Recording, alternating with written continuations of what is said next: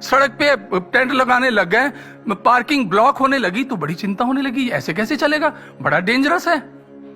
मतलब पब्लिक को बाहर निकलने का लिए इतना रश हो जाता है। और महाराज जी भी आके उसी में रहते थे और वहां अटेंड करते थे, सत्संग भी करते थे। 1999 में ये योजना बनी कि भाई आगे कुछ करना चाहिए, तो दिव्य धाम आश्रम की स्थापना हुई 2000 सन के अंदर। ये लिया, और इस पावन धरती को नमस्कार कि महाराज जी अक्टूबर 2000 सन के अंदर स्वयं इन खेतों में जब गेहूं बोई हुई थी, जिस वक्त कीचड़ था, जिस वक्त कोई बाउंड्री नहीं थी, खेतों के अंदर आकर महाराज जी ने अपने चरण यहां रखे और घोषणा की कि यह स्थान ऐसा स्थान बनेगा, यहां इन सड़कों पर देशी के साथ साथ विदेशी लोग भी घूमेंगे, ज्ञान की तलाश में आएंगे। ये बातें बहुत बड़ी लगती थी उस वक्त, समझ नहीं आ रहा था कि ये सच में हो जाएगा, ये कैसे होता चला गया। अभी दिमाग नहीं काम करता, सोच नहीं पाता, इंसान की इतना सामर्थ्य है भी नहीं कि वो समझ पाए इस चीज को। तो चले ऐसे ही नूरमहल में भी प्रचार बहुत तेजी तेजी बढ़ने लगा, ब्रांचेस खुलने लगी, लोग आने लगे। और महाराज जी ये भी कहते थे जब कि एक समय आएगा प्रचार बहुत तेजी से बढ़ेगा, विरोध भी बहुत होगा, विरोध भी होगा, प्रचार भी बढ़ेगा। यह समय काल शुरू हो गया 2000 सन के अंदर, मतलब यहां शुरुआत हुई। उसके बाद 2001, 2002, 2003 में कुछ महाराज जी सिस्टम में चेंजेस करनी शुरू कर दी।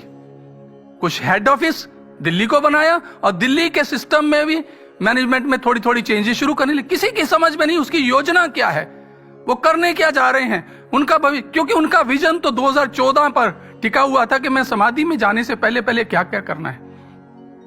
और उसके साथ साथ बुला के कहते कि अब प्रचार बहुत बढ़ेगा, तो कोई सिस्टम है आपके पास इंटरनल कंट्रोल करने का? महाराज जी हमें तो कुछ नहीं पता, कुछ आता नहीं, साधारण से लोग हैं, कुछ पता नहीं महाराज जी क्या कर।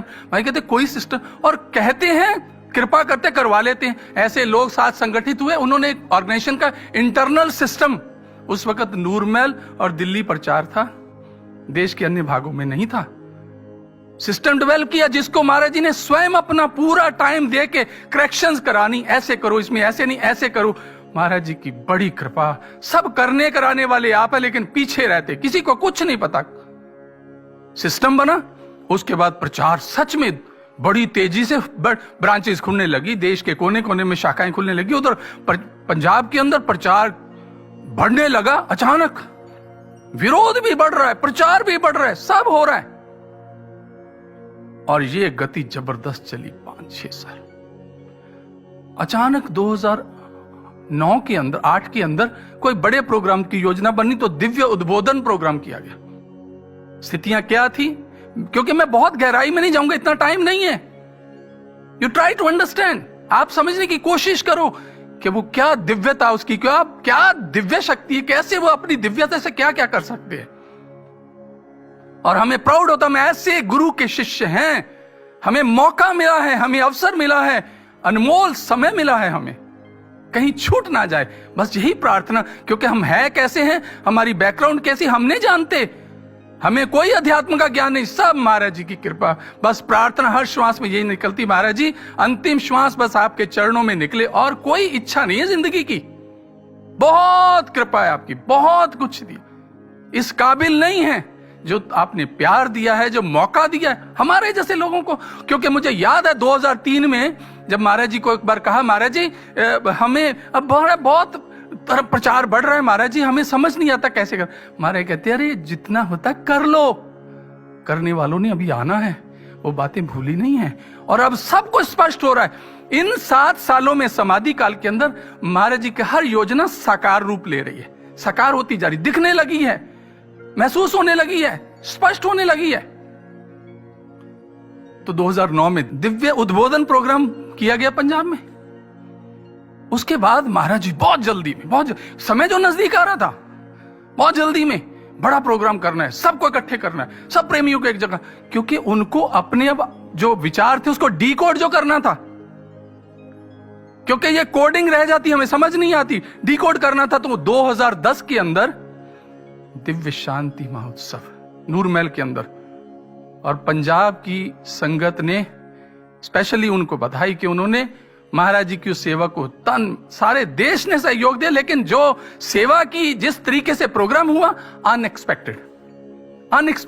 लोग हैरान थे, इतना बड़ा संगठन, इतनी बड़ी पब्लिक और इतना जबरदस्त कार्यक्रम, और उसके अंदर महाराज जी ने क्या मैसेज दिया? उठो, कर लो, एक जागृति, एक कर लो संदेश दिया। उसके ऊपर कोई शिकायत नहीं कर सकते। हम ही आलसी बने रहे, हम ही लापरवाह बने रहे, हम ही बेफिक्र बने रहे। लेकिन महाराज जी ने उस प्रोग्राम के अंदर, याद करना आप में से बहुत सारे लोग उसमें थे, लेकिन महाराज जी ने सबको कहा यह समय है करने का, यह समय है कुछ कर दिखाने का, ये सेवा का समय है। ये आपको वो ज्ञान मिला है जिस ज्ञान के सामने कुछ भी असंभव नहीं, केवल निष्ठा, समर्पण और प्रार्थना साथ होनी चाहिए, कोई काम संभव नहीं है। अब थोड़ी 7 साल की भी डिकोडिंग करेंगे। तो उसके बाद 2010 का प्रोग्राम हुआ, गति फिर वैसी और बढ़ गई, और 2012 का प्रोग्राम दिव्य शांति महोत्सव हुआ। उसके अंदर तो महाराज जी ने म्यूजिक बंद करा के भजन सुनवाए और कहा ध्यान से सुनो, समझो इसको, म्यूजिक बंद करो। क्यों कराया भाई? वो कुछ समझाना चाहते थे, वो हमें ट्यून्ड करना चाहते थे, हम ट्यून हो जाएं उन विचारों के साथ, पर इतनी एकाग्रता, इतनी वो नहीं थी ना। इसलिए बहुत अच्छा महाराज, बहुत अच्छा प्रोग्राम, बहुत बढ़िया। लेकिन उन्होंने म्यूजिक बंद करा के जो विचार दिए, क्या दिया? कभी डगमगाना मत, श्रद्धा और विश्वास। हर दुविधा में हमें पाओगे, हर पल अपने पास। क्योंकि समय जो आ रहा था, ऐसी सिचुएशन बननी थी आगे, तो हौसला दिया, हिम्मत दिया। जुड़े रहेंगे जो कि हमारे तप से निर्मित नीड़ से, हीरों से वो अलग दिखेंगे कांच के। जुड़े रहना किससे? दिव्य ज्योति जागृत संस्थान मेरा नीड़ है, ये मेरा घोंसला है, इससे जुड़े रहना। और जो जुड़े रहेंगे वो हीरों से हो, कांच के टुकड़े नहीं रहेंगे, वो हीरे बन जाएंगे। वो समर्थ रखता है, कांच के टुकड़ों को हीरे बनाने का समर्थ रखता है। इसलिए उसने संदेश दिया तुम जुड़े रहना, क्योंकि उन्हें मालूम मैं गायब होना है, मैं निकलना है, मुझे सूक्ष्मता में जाना है, मुझे स्थूलता छोड़नी है। ये घबरा ना जाए, पहले से आगाह कर दिया। जुड़े रहेंगे जो कि हमारे तप से निर्मित नीड़ से, हीरों से वो अलग दिखेंगे, कांच करीज की भीड़। कोयल का माधुर्य ना छिपता कागों के शोर में, सिर्फ तुम्हारे हाथों होगी विजय पताका भोर में। याद रखना, जो जुड़े रहेंगे, कब? उस काल में आने वाले समय की इंस्ट्रक्शन दी जा रही थी, सावधान किया जा रहा था। सज्जनों, सिर्फ तुम्हारे हाथों होगी विजय पताका भोर में। अरे लिखोगे कल नवयुग का एक नया इतिहास, तुम नवयुग का इतिहास लिखोगे।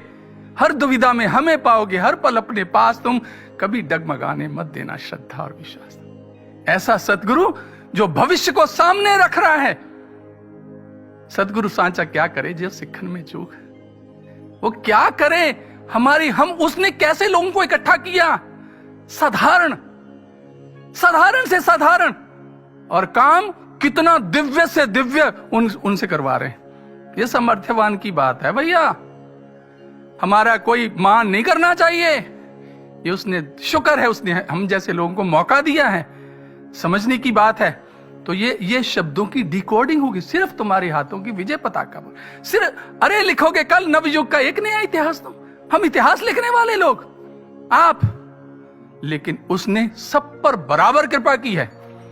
कौन होगा आप सब में से जिसको समय नहीं दिया? उसने सबको समय दिया है। कैसे वो कर लेते थे मैनेज, सबको अटेंड कर लेते थे, सबसे बातें कर लेते थे। कमाल है।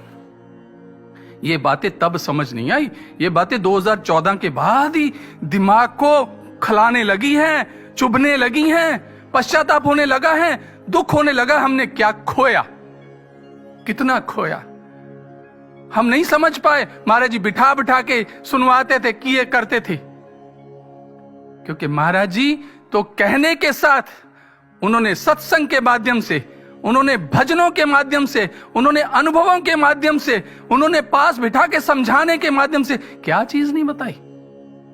सब चीज समझाई, सब चीज बताई, लेकिन समझने वाले ही हमारे जैसे मूर्ख थे।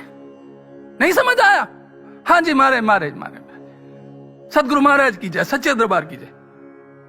लेकिन जो वो समझाना चाहते थे वो अब समझ आ रहा है, ये उसकी कृपा है।